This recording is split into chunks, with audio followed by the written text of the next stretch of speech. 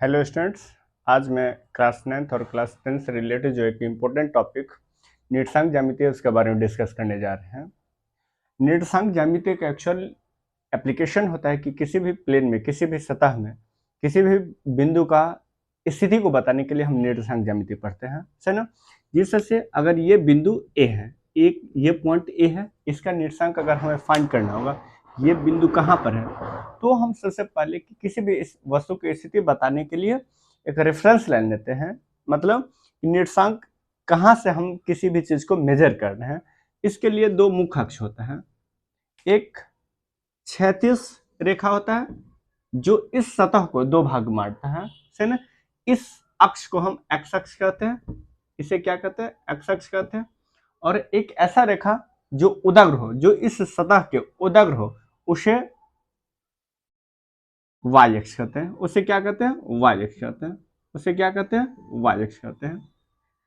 X अक्ष और Y अक्ष एक दूसरे को 90 डिग्री पर, मतलब एक्स अक्ष और वाई अक्ष एक दूसरे पे लंबवत होती है, सही ना। और एक्स अक्ष और वाई अक्ष जिस बिंदु पर एक दूसरे को इंटरसेक्ट करते हैं, जिस बिंदु पर काटते हैं, प्रतिच्छेद करते हैं, उसे मूल बिंदु कहते हैं। उसे क्या कहते हैं, मूल बिंदु कहते हैं। मूल बिंदु कहते हैं, सही। अब अगर कोई भी, अब ये एक्स अक्ष और वाई अक्ष है, ये इस सतह को चार भागों में मारता है, जिसे प्रथम पाद कहते हैं। से प्रथम पाद, द्वितीय पाद, तृतीय पाद, चतुर्थ पाद कहते हैं। चतुर्थ पाद, हर एक पाद को हम लोग चतुर्थांश भी लिखते हैं, जिससे से प्रथम चतुर्थांश, द्वितीय पाद या द्वितीय चतुर्थांश, तृतीय पाद या तृतीय चतुर्थांश, और चतुर्थ पाद या चतुर्थ चतुर्थांश। सही। अब ये मूल बिंदु होगा। मूल बिंदु को अगर हम ओ से हम रिप्रेजेंट करते हैं, तो मूल बिंदु के दाएं पक्ष में जो भी दूरी हम मेजर करेंगे वो प्लस में लेंगे। तो +1 2 3 4 5 6 7 8, एक्स अक्ष के ऊपर में जो भी दूरी होगा वो हम प्लस में लेंगे। 1 2 3 4 5 6। एक्स अक्ष के बाएं में, एक्स अक्ष के बाएं में जो भी होगा वो माइनस में। तो -1 -2 -3 -4 -5 -6। इधर में वाई मूल बिंदु के नीचे में -1 -2 -3 -4 -5 -6। इस तरह से यदि हम किसी भी बिंदु का अगर निर्देशांक लिखते हैं तो उसे लिखने का एक फॉर्मेट होता है कि छोटी कोष्ठ, बीच में कॉमा दे देंगे और यहाँ पर x का वैल्यू दे देंगे और यहाँ पे y का वैल्यू दे देंगे, सही है। मीनिंग हुआ कि x का वैल्यू कितना है नीचे में देखेंगे और y का वैल्यू कितना है वो y एक्स पर देखेंगे, और वही वैल्यू इसका क्या कहलाता है, निर्देशांक कहलाता है। जिससे अगर कोई एक बिंदु हम यहाँ से ड्रॉ कर लिए, यहाँ अगर गौर से देखें तो इस बिंदु में x का वैल्यू कितना है, तो नीचे जाएंगे x अक्ष पे, तो वैल्यू है कितना 5, तो पहले 5 डाल देंगे, उसके बाद y का वैल्यू कितना 3 है, तो इस बिंदु का निर्देशांक 5,3 हो गया, सही ना। उसी तरह से अगर हम इस चतुर्थांश में गए, इस चतुर्थांश में अगर गए तो यहाँ पर इस बिंदु का निर्देशांक कितना होगा, तो जिस बिंदु का निर्देशांक बोला निकालने के लिए उस पर पहले x अक्ष पर जाएंगे, तो x अक्ष पे वैल्यू कितना -4 है, y अक्ष पर कितना 3 है, तो इस बिंदु का निर्देशांक कितना हो -4,3 हो गया, है ना। उसी तरह से इसमें अगर कोई भी बिंदु लिए, सपोज करिए कि ये कोई बिंदु है, इसका निर्देशांक कितना, तो पहले हम बोले कि निर्देशांक लिखने के लिए सबसे पहले x अक्ष पर जाएंगे, इस बिंदु में x अक्ष यहाँ पे -4 है और y अक्ष कितना है -5 है। उसी तरह से इसमें एक अगर कोई बिंदु है, x का वैल्यू कितना है 4 है, y का वैल्यू कितना -3 है, सही। इसी तरह से हम किसी भी बिंदु का निर्देशांक ज्ञात करते हैं। याद रखने वाली बात यह है कि ये एक्स अक्ष को हम लोग भुज कहते हैं, एक्स अक्ष को, एक्स का जो वैल्यू होगा उसे क्या कहते हैं, भुज कहते हैं, और वाई का वैल्यू जो होता है उसे क्या कहते हैं, कोटि कहते हैं। वाई का जो वैल्यू होता है वो उसे क्या कहते हैं, कोटि कहते हैं। सही। और भुज और कोटि के बारे में, ये जो x का वैल्यू है ये y एक्स से दूरी को बताता है, y एक्स से दूरी, y एक्स से दूरी, y एक्स से दूरी। अगर हमें क्वेश्चन से पूछ देगा किसी भी निर्देशांक में x का मान क्या बताता है, तो x का मान हमें y एक्स से दूरी को बताता है, या x का मान हमें भुज बताता है, सही ना। और y का जो वैल्यू है वो हमें क्या बताता है, x अक्ष से दूरी, उस बिंदु का x अक्ष से दूरी, x अक्ष से दूरी को बताता है, x अक्ष से दूरी को बताता है, सही ना।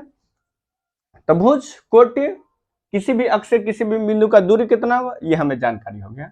चलिए अगर गौर से अगर हम देखें तो प्रथम पाद में जो किसी भी बिंदु का निर्देशांक अगर लिखते हैं तो दोनों निर्देशांक प्लस में होगा, मीनिंग क्या होगा कि x का वैल्यू प्लस में भी होगा और y का वैल्यू प्लस में होगा।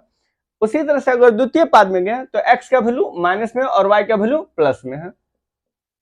अगर तृतीय पाद में चलते तो x का वैल्यू माइनस में और y का वैल्यू माइनस में है, तो निगेटिव निगेटिव। चतुर्थ पाद में अगर गए तो x का वैल्यू प्लस में और y का वैल्यू माइनस में, तो यहाँ पर प्लस यहाँ पर माइनस हो गया। तो अगर किसी भी कोई भी बिंदु अगर हमें दे देगा और अगर हमसे पूछे कि वो किस चतुर्थांश में या किस पाद में है, तो कैसे मालूम करेंगे, तो उस बिंदु का निर्देशांक देखेंगे और उसका चिन्ह को देखेंगे। अगर प्लस प्लस, अगर x का वैल्यू प्लस y का वैल्यू प्लस होगा तो प्रथम पाद में, अगर x का वैल्यू माइनस हो गया y का वैल्यू प्लस होगा तो वो द्वितीय पाद में, अगर x का वैल्यू माइनस और y का वैल्यू माइनस हो गया तो वो तृतीय पाद में, अगर x का वैल्यू प्लस होगा और y का वैल्यू माइनस हो गया तो ये किस पाद में होगा, चतुर्थ पाद में होगा। कहां पर होगा, चतुर्थ पाद में। अभी हम एक बात बोले हैं कि ये तुम्हारा अगर किसी भी बिंदु का निर्देशांक अगर 3,4 है तो इससे हम क्या क्या बता सकते हैं, तो हम कह सकते हैं कि इस बिंदु का भुज का वैल्यू 3 है, कोटि का वैल्यू, भुज का वैल्यू 3 और कोटि का वैल्यू 4 है। इस बिंदु की दूरी y अक्ष से 3 है और x अक्ष से कितना 4 है। ये दूरी कितना क्या हो गया, ये y अक्ष से दूरी, क्या हो गया, ये y अक्ष से दूरी, y अक्ष से दूरी, y अक्ष से दूरी। और ये 4 कितना हो गया, x अक्ष से दूरी, क्या हो गया, x अक्ष से दूरी, x अक्ष से दूरी, x अक्ष से दूरी। सही है। अब गौर करने की वाली बात यह है कि अगर किसी भी बिंदु का निर्देशांक -5, -3 हो गया तो भुज का वैल्यू -5, कोटि का वैल्यू -3। लेकिन अगर हमसे ये पूछे कि इस बिंदु का दूरी y अक्ष से कितना है, तो हम दूरी कभी भी ऋणात्मक नहीं लेते, इसीलिए आप बोलेंगे कि y अक्ष से दूरी 5 इकाई होगा। कितना होगा, 5 इकाई। y अक्ष से दूरी कितना होगा, 5 इकाई होगा। ये y अक्ष से दूरी 5 इकाई, न कि -5, क्योंकि दूरी कभी भी ऋणात्मक नहीं होता है ना। अब थोड़ा सा 1 मिनट,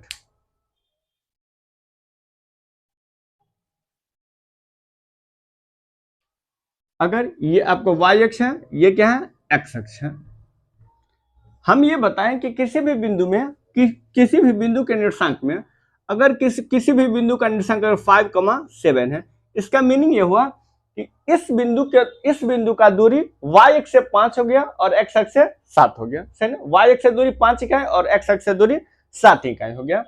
अगर उसी तरह से अगर ये y अक्ष है और ये क्या है, x अक्ष है, अगर कोई भी बिंदु अगर यहाँ पे है, अगर कोई भी बिंदु यहाँ पर है, अगर हमसे ये पूछेगा कि ये बिंदु x अक्ष से कितना दूरी पर है, तो x अक्ष पे तो उपस्थित ही है, तो x अक्ष से दूरी कितना है, 0 है। और x अक्ष से दूरी को कौन रिप्रेजेंट करता है, ये कोटि का वैल्यू।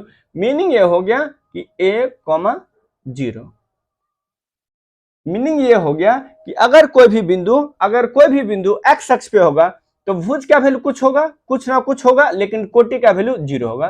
तो हमसे एक क्वेश्चन पूछ देगा कि कोई भी बिंदु अगर x अक्ष पे उपस्थित है तो किसका मान 0 होगा, भुज का मान 0 होगा या कोटि का मान 0। तो हम लोग आराम से बोल देंगे कि अगर कोई भी बिंदु अगर x अक्ष पे उपस्थित है उसका कोटि का वैल्यू 0 होगा।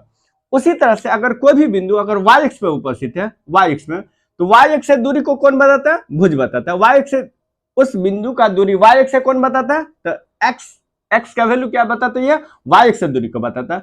और कोई भी बिंदु अगर y अक्ष पे है तो उसका दूरी y अक्ष से कितना होगा, तो 0 होगा, 0, b। तो अगर कोई भी बिंदु y अक्ष पे होगा तो उसका भुज का वैल्यू हमेशा 0 होगा।